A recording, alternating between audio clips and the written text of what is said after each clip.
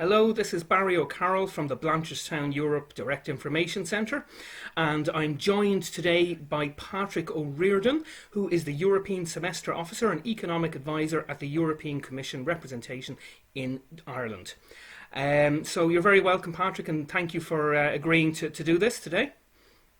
Thanks, Barry. Thanks for taking the initiative, and indeed thanks to people around the country who submitted questions. Yeah, we had a great response, and we've questions from all over the country. And before I kind of get started on the questions, could you maybe tell us a little bit about your role in the European Commission? Sure, yeah. So we're in the representation here in Dublin. So these are like the embassies, if you like, for the EU in all the capitals, to be on the ground, to be close to the people that, where policies and programs are affecting. So I'm an economist based here working on economic issues, also touches on political issues that are all linked together. We try and engage. I mean, the president says we're the eyes, the ears, the voice of the European Commission on the ground. So that's a nice way of looking at it, that we're, to be present, to be able to participate in events and conferences and seminars, be able to meet with people, across the length and breadth of the country. We go around, we have different sort of meetings and gatherings and seminars to talk to people, to try and understand their concerns. We go to a lot of seminars, webinars lately, but normally, events in Dublin and around the country where we can, just be present, engage. If there's discussions, somebody asks a question, why doesn't the EU do something on this? Then hopefully you can intervene and do something useful. But I think the main thing is to be listening, to be really trying to understand, from the business stakeholders, from social stakeholders, from everybody, really try to get out and meet people as much as we can just to understand concerns and issues, so that when we're reporting back to Brussels on a regular basis, when we're engaging with colleagues in Brussels on the European semester, which is kind of economic governance, economic coordination, that we're able to bring the perspective from the ground here in Ireland, that we can say, you're thinking about doing that, but whatever, on childcare, for example, there's historical reasons why it wasn't developed by the state over the decades like it was in other countries, that, so that you bring a perspective on things based on understanding and listening, and trying to bring that into the debate in Brussels, basically. Okay, yeah, like it's really bringing the concerns of the ordinary people, I suppose, to European context. And we spoke, you mentioned concerns, and obviously at the moment, and people are going to have a lot of concerns around the economy, and I think the 5 questions I have ready for you kind of reflect that at the moment. People are quite concerned. So will we get started with those? Yeah, go ahead. Yeah, there's some tough ones in here, so we'll put you through your paces. Okay, so I'll start off, I suppose, with the obvious one, in a way, that many people at the moment are very concerned about the response to the economic downturn that's been caused by the COVID-19 emergency, and the era of austerity is still very fresh in the minds of a lot of people, in my mind too. Do you think there'll be a similar or a different approach to the recovery at EU level this time?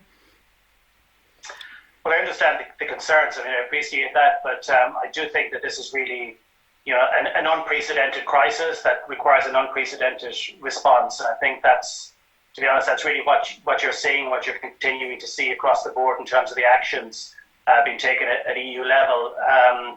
I would say maybe 3 things come to mind initially around that. I think at the very outset that the Commission, the EU, took a big decision to activate what we call a general escape clause. So this had the effect of temporarily suspending the fiscal rules, so the rules around the deficits and the debt that we're all too familiar with here in Ireland.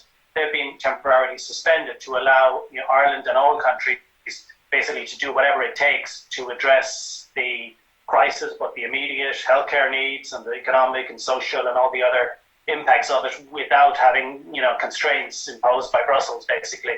So this is was a big step and a big measure, but just bears witness to the scale of the crisis and the recognition that it's different this time. You saw as well at the beginning from the ECB a massive intervention that's ongoing, an asset purchase program. I think that's up to 1.35 trillion, I think, now. So this is really having the effect as well of lowering borrowing costs very significantly. So this makes it easier for countries to borrow. It also obviously, supports lending in the market to businesses, to individuals, to help everybody sort of weather the crisis as much as possible. And then probably the third one I've mentioned, I think it's a massive, new initiative, new development this time around, is what we call the Next Generation EU package. So this is really groundbreaking. It's 750 billion euros. So this is more than twice the size of annual GDP in Ireland. So it's a massive chunk of money, and this is being proposed by the Commission, which is really a mixture of grants and loans. So the grant element is really novel. This is really a new approach. This is money that will be devoted to where there's greatest need in different countries and regions and sectors. And I think, if you like, even the president, when she mentions this, talks about the title Next Generation EU. I think there's a recognition this is a generational challenge for us in Europe at the moment, for all of us. Different generations have had challenges after the war. We had, the period of the single market, single currency. We had the reunification, bringing in the Eastern European countries. But I think now this is, for our generation and for our kids as well, this is really, a generational challenge. So an unprecedented crisis, and I think it's getting an unprecedented response, to be honest. Yeah, as you said, I mean, this wasn't a crisis caused by a housing bubble or something like that. This is a really different. It came from nowhere. Yeah, it came from nowhere. Can I just have a quick follow up there? Do you think there might be more of a focus on borrowing over austerity this time? I think the clear approach is to support countries, and to allow countries to support their businesses and support their firms and their people. So I think that's a very different approach. We can go back. I think there's a very different starting point as well. I think the economies, Ireland included, was in a much better position at the outset of this crisis. Deficits, debt were in a healthier position. Banks had been repaired. So the situation, the starting point was different, which gives people a little bit of room for maneuver. So it allows, the credibility that Ireland, for example, has built up, allows it to go to the markets and borrow at very cheap rates. And I think it's even managed to borrow at negative interest rates, recently. So it's a very different environment. And I think there's a recognition that the approach is more on supporting really people to weather the crisis, and then with a long-term approach to build up resilience into the economy to deal with the challenges going forward. Okay, thank you. And just to say that question came from a citizen in Blanchardstown, and the next one now actually comes from the west of the country, from Galway. And it's quite a general question: is what do you think are the main challenges facing the Eurozone in the post-COVID era? And hopefully we get to the post-COVID era as quickly as possible. And what recovery initiatives are in place? Now, I know you've covered that to some extent, but what do you think the main challenges are? Challenges, yeah, there are many. There are many. Unfortunately, I think the health challenge is first and centre at the moment. I think maybe 4 or 5 sort of key ones, maybe looking ahead. So obviously the health crisis, the challenge that's there at the moment, the immediate, difficulty of dealing with sick people and making them get better, and all the implications of that across the board in terms of the resilience of the healthcare systems, in terms of impact on other people with other needs. I was seeing on the news last night, the cancer have a knock-on effect. So I think, we're probably only beginning to see the scale of the impact and the challenge in the healthcare sector. Obviously, the economic situation is very serious. We've seen the projections from the Commission and from other bodies about the depth of the recession. In Ireland and Europe, you're looking between 7, 8, 10% of a reduction in GDP this year. Hopefully, a significant rebound next year, but still, there's going to be an economic hit, which is very significant. And that's, as we know, the economy is people, so the social consequences of that are going to be very big and are being dealt with. People's livelihoods, people's businesses, the most vulnerable in society, young people, people with disabilities, just a whole range of social consequences that we need to be cognizant of and deal with as well. And then you have, I think, 2 ones that have been there always. Were actually in the main Commission programme when the new Commission took office at the start of the year, on the climate challenge and the digital transition. So these 2 we know the scale of the climate challenge. It's obviously be featuring very strongly in Ireland with Yes. the program for government preparations, belong to the Greens and that, so it's got more exposure here maybe than elsewhere. So that hasn't gone anywhere. It's still there, and it's going to be getting more serious going forward. And the digital transition is one that the EU has put a focus on as well.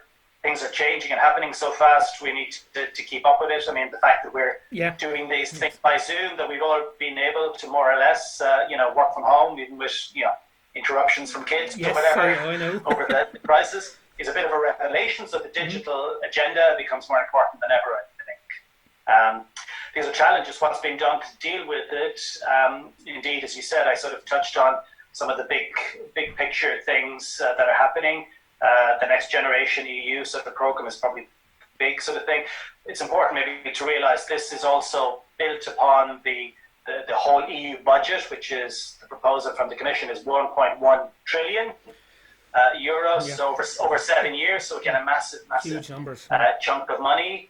And then there's also been actually already in April of this year, there was an emergency package that was adopted sort of immediately and quickly at the start of the crisis.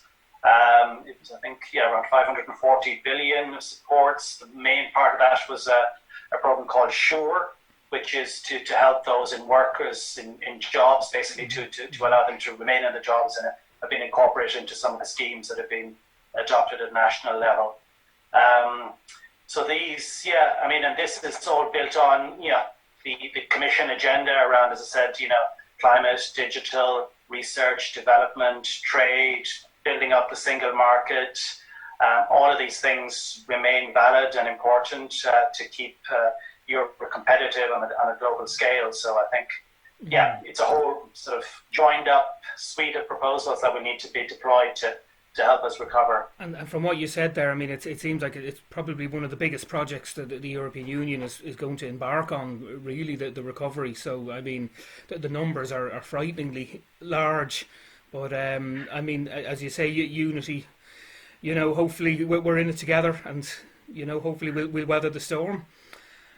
I think, I genuinely think that Europe has stepped up to the plate this time. I think the scale of the ambition shown and the proposals, sort of do match the scale of the crisis. So, I mean, I think it hasn't been found wanting, and I think the solidarity, that we in Ireland have seen throughout the Brexit, scenario. I know there was lots of people saying, Ireland, will the support remain, or when push comes to shove? But I genuinely, and I mean, I've worked in the Commission more than 20 years as an Irishman and as a European, that I think it's genuine, the solidarity, the support. I think that would remain. That would remain for Ireland, and for, I think the social focus as well on the most vulnerable in society is really embedded in the process too. Okay, and that's talking about the vulnerable in society. That's something I'm going to come back to a little bit later. But before